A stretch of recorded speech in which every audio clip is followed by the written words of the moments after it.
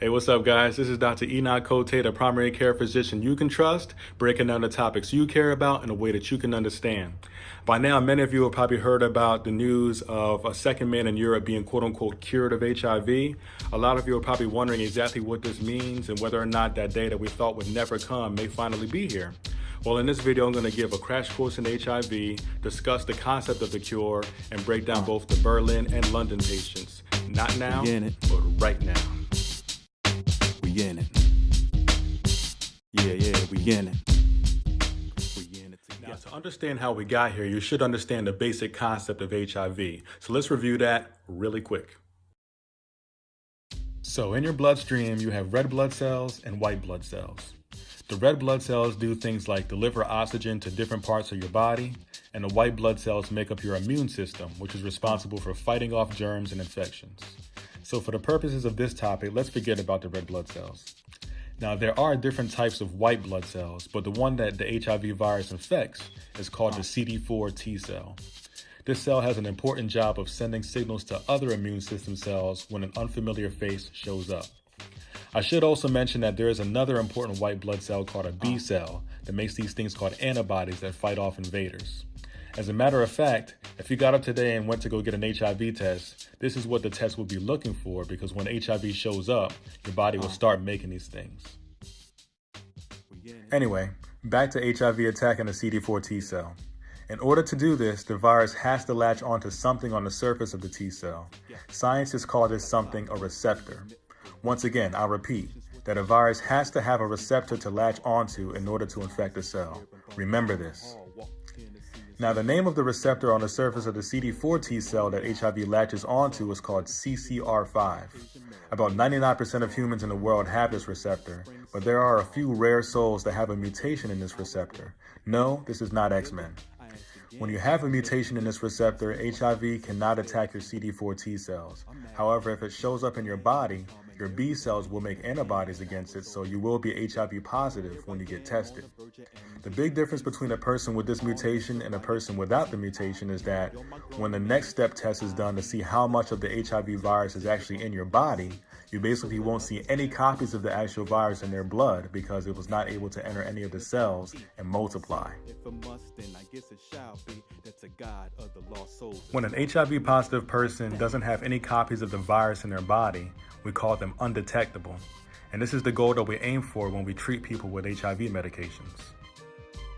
Now, in an HIV positive person with a CCR5 mutation, they can be undetectable without taking any HIV medications. Now enter Timothy Ray Brown, the Berlin patient. In 2006, he was a 40-year-old man who had been HIV positive for 10 years, was on medications, and was undetectable in terms of his HIV. He had been diagnosed with a form of leukemia called acute myeloid leukemia, and he was receiving chemotherapy and wasn't doing very well, had some complications from it, and ended up even relapsing as well. So when this happened, he underwent a bone marrow transplant, where basically they take blood cells from the inner part of someone else's bones and they transplant them into your system, hoping that they can crowd out and even kill some of the bad cells in your body to cure your cancer. So the procedure was performed, the basic protocol was taken, and less than a year after the procedure was performed, it turns out that he actually relapsed once again.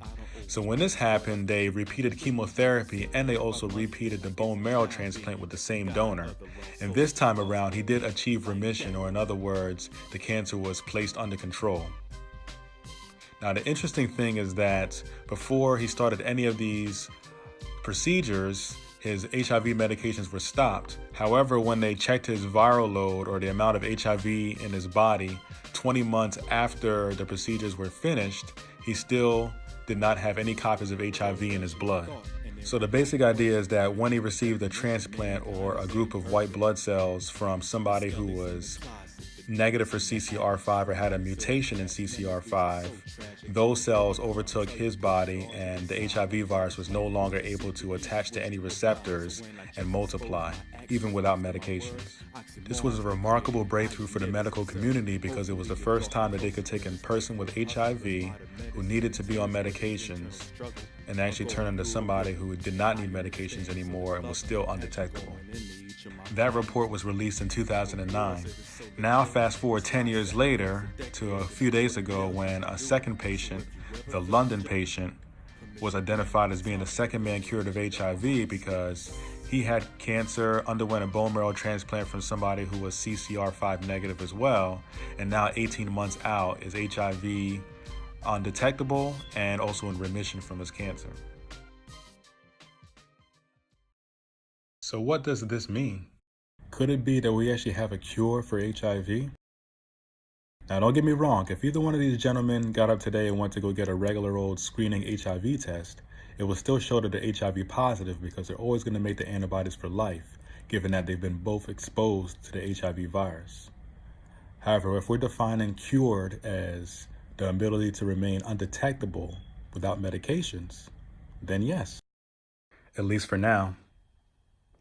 But there still remains a lot of work to be done in order to understand the long-term outcomes 20 and 30 years down the line for a procedure like this. Also, we don't know how feasible it's going to be logistically and economically to perform procedures like this on a wider scale. After all, we only do have a sample size of 2. So when the story about the Berlin patient was first released all the way back then, the first question that everybody started to ask was, well, if we have the cure, then why don't we just reproduce this and cure everybody that's HIV positive? Well, the thing is, it's not really that simple. First of all, this procedure that they underwent, the bone marrow transplant, can be very risky. There's a lot of side effects involved in it. And those side effects and the risks of that procedure don't necessarily outweigh the benefits or the alternative, which is basically just taking HIV medications to keep your HIV under control for the rest of your life.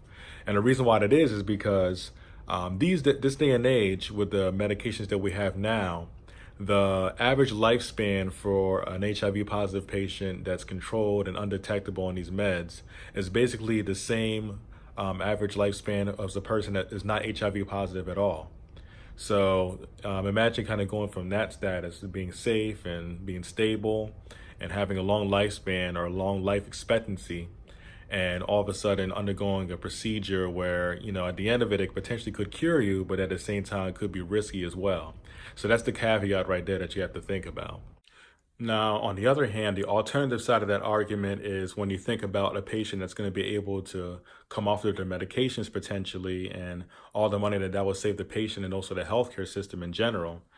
And also when you think about a cure on a massive level, that would enable us to move one step closer towards eradication, or basically removing the disease from the face of the earth, which would also be a very big positive.